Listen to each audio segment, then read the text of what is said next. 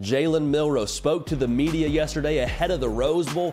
Tell you what, man, threw the ball to himself off the backboard with Bill O'Brien standing in the paint. He caught it, windmill, probably went between the legs too, and then threw it down, dunking all over Bill O'Brien. What are we talking about? Well, let's unpack this together. Really quickly, though, make sure you're subscribed right here to the On3 YouTube channel. Alabama fans, had y'all been dialed in from the beginning of the season, dialed in meaning subscribed, so we appreciate y'all for that. If you have not yet subscribed, got a lot of ball to talk about here going forward.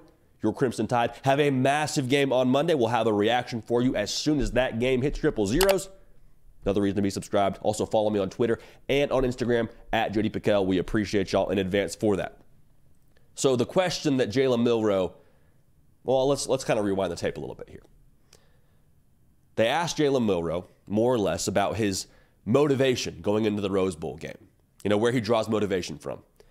And I don't think he was trying to take it this direction, but it sort of ended up here where he was just like, I have a lot of things to be motivated by.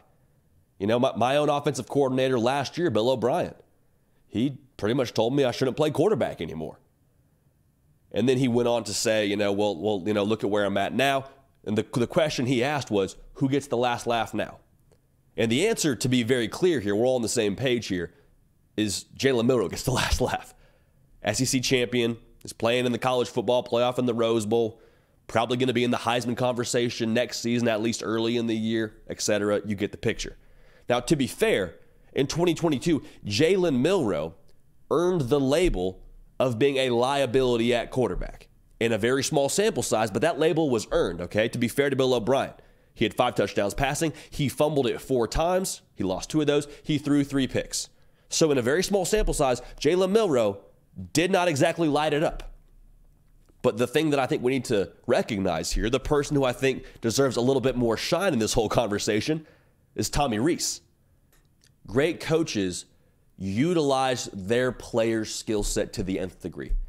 Bill O'Brien did not do that. Now, to be fair, when Jalen Milroe was playing quarterback for Alabama, they were running the Bryce Young style of offense, meaning Bill O'Brien did not adjust that offense to Jalen Milroe's skill set. I think when you look at early in the year for Alabama, you could probably say the same thing about Alabama and what they were running with Jalen Milroe. It wasn't an offense that was suited to his abilities. But as the year progressed, the moment that sticks out in everybody's mind is that LSU game where Tommy Rees says, you know what, we're going to kind of reinvent this a little bit. We're going to mold our system to our players' skill set, most notably our quarterback Jalen Milroe's skill set, and we're going to go from there. And since then, it has been night and day for Alabama. And so Bill O'Brien is the one that I think what we're talking about here because he ran a system that wasn't suited to Jalen Milroe and then judged him by that system that he was running.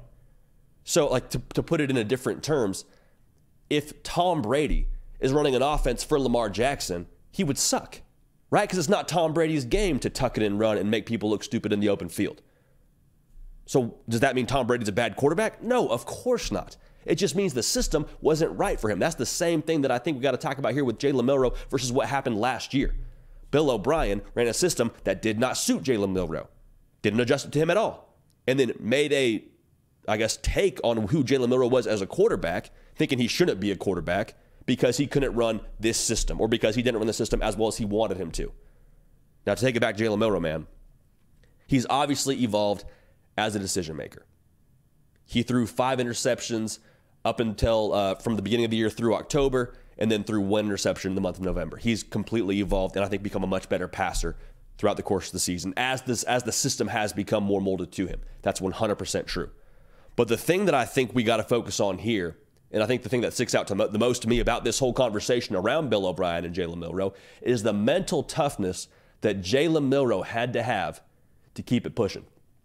Like you have your coach tell you you don't, or maybe you shouldn't play the position that you came to the school to play.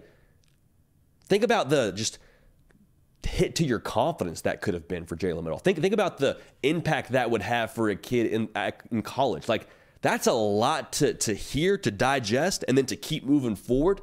That shows maturity. Like I said, that shows the self-belief. That shows the competitive stamina of Jalen Milroe to say, all right, I'm going to hear that. And instead of, getting down in the dumps, instead of maybe even listening to that and saying, I'm going to go this direction and try and play another position because this coach is telling me that, I'm going to believe in myself. I'm going to move forward. I'm going to play quarterback. And then I'm going to go ahead and take my team to the college football playoff. That says a lot about Jalen Milroe. It says a lot about that edge that he has.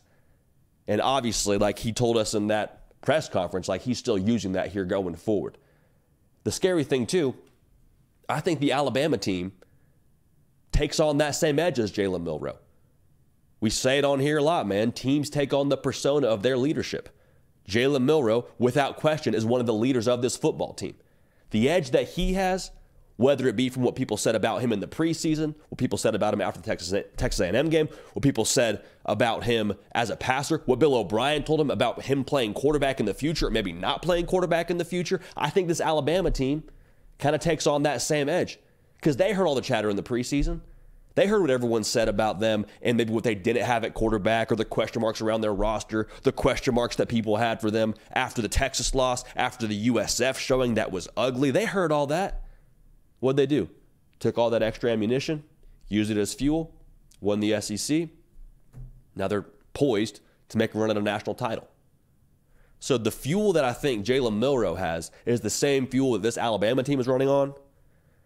That's scary. That's scary because they remember being counted out. They remember all the things that were said. And so who gets the last laugh? In the Jalen Milroe, Bill O'Brien situation, without question, it's Jalen Milroe, hat tip Tommy Rees.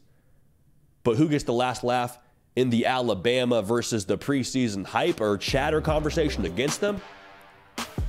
We're going to find out here. We're going to find out here, and it starts Monday in the Rose Bowl. Make sure you subscribe. We appreciate y'all being dialed in. Love y'all. Appreciate y'all. Going to keep this party rolling now. We will see y'all next time. Hey y'all, thanks so much for watching. Subscribe to the channel here to make sure you don't miss an episode of The Hard Count. Also be sure to check out other videos on the On3 YouTube channel.